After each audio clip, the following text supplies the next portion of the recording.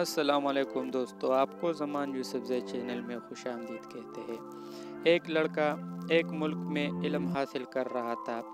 اس ملک کے بادشاہ کی ایک بیٹی تھی، وہ شہزادی بہت خوبصورت تھی۔ اس لڑکے کا اس شہزادی سے عشق ہو گیا۔ اس لڑکے کا حیثیت یہ نہ تھی کہ وہ بادشاہ سے اس کا رشتہ مانگ لیتا۔ وہ نوجوان کافی پریشان رہتا تھا۔ سچو سے مشورہ کیا کہ کیا کیا جائے، تو سچو نے کہا آپ کا دماغ خراب ہوا ہے، اگر آپ نے بادشاہ کو بتا دیا تو وہ آپ کو زندہ تیل میں ڈال دیں گے۔ اب وہ نوجوان زیادہ پریشان ہوا اور آخر کار یہ فیصلہ کیا کہ پریشانی سے تو بہتر یہ ہوگا کہ بادشاہ کو درخواست کر لوں۔ پھر قسمت اپنی ہے، تیل میں جلنا نصیب ہوا یا بادشاہ کی بیٹی نصیب ہوا۔ اب وہ نوجوان بادشاہ کی خدمت میں پیش ہوا تو بادشاہ نے آنے کا وجہ پوچھی، تو نوجوان نے گھبرانے کے عالم میں اپنا قصہ سنا دیا کہ بادشاہ سلامت، میرا آپ کی بیٹی پر دل آ گیا ہے، آپ مہربانی کر کے اپنی بیٹی مجھے نکاح میں دے دیں۔ اس بات پر بادشاہ کو بہت غصہ آیا، کہا کہ اس نوجوان کی حیثیت دیکھو اور میری بیٹی کو دیکھو۔ بادشاہ پریشان ہو گیا اور سوچنے لگا کہ اس نوجوان کو کیا جواب دیا جائے تاکہ یہ اس رشتے سے انکار کر دے۔ بادشاہ نے اس نوجوان کے سامنے ایک شرط رکھ دی کہ آپ نے یہ شرط پوری کی تو میں اپنی شہزادی کا نکاح تم سے کرا دوں گا، اور اگر تم ناکام ہوئے تو میں تمہیں جلتے ہوئے تیل میں ڈال دوں۔ اب فیصلہ آپ کے ہاتھ میں۔ شرط یہ رکھی گئی کہ 2 بوری زندہ بچھو لانا ہے۔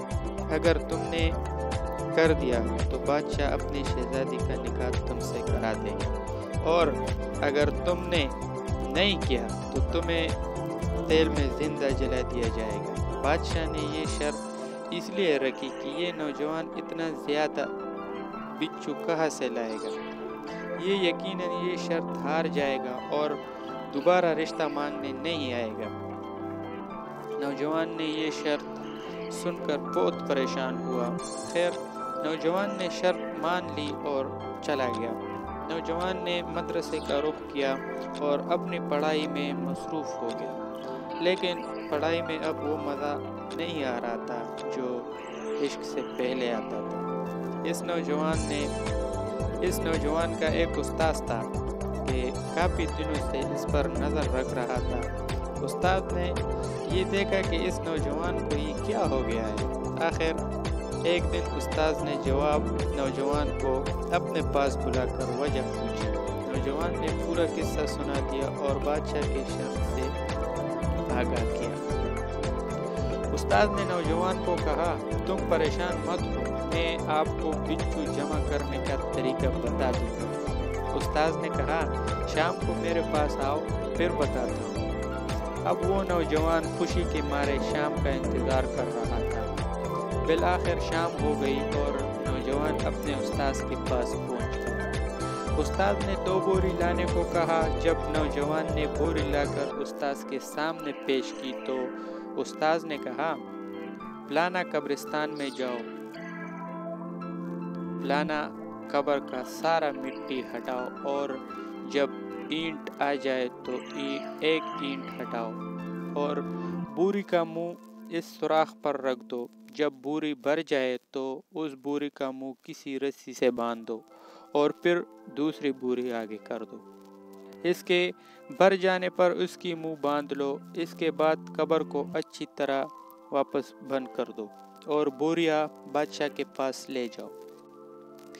نوجوان نے استاذ کے کہنے پر اسی طرح کیا جس طرح استاذ نے بتایا تھا۔ نوجوان نے بچھو سے بھری ہوئی بوری بادشاہ کے دربار میں پیش کر دی۔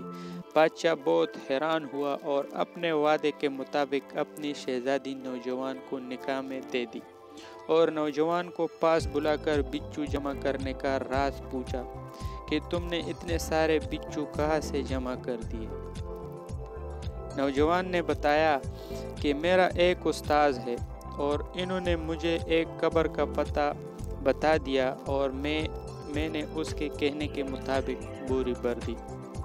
बादशाह सलामत ने उस्ताद को हाजिर होने का हुक्म दिया। अगले दिन उस्ताद बादशाह की खिदमत में पेश हुआ और बादशाह ने उस्ताद से फरमाया, तुम्हें कैसे मालूम था कि फलाना कब्र में इतने सारे बिच्छू हैं?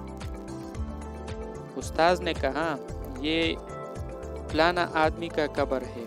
वो आदमी जिंदगी में दाढ़ी मता था और मरते वक्त भी इसकी दाढ़ी नहीं थी।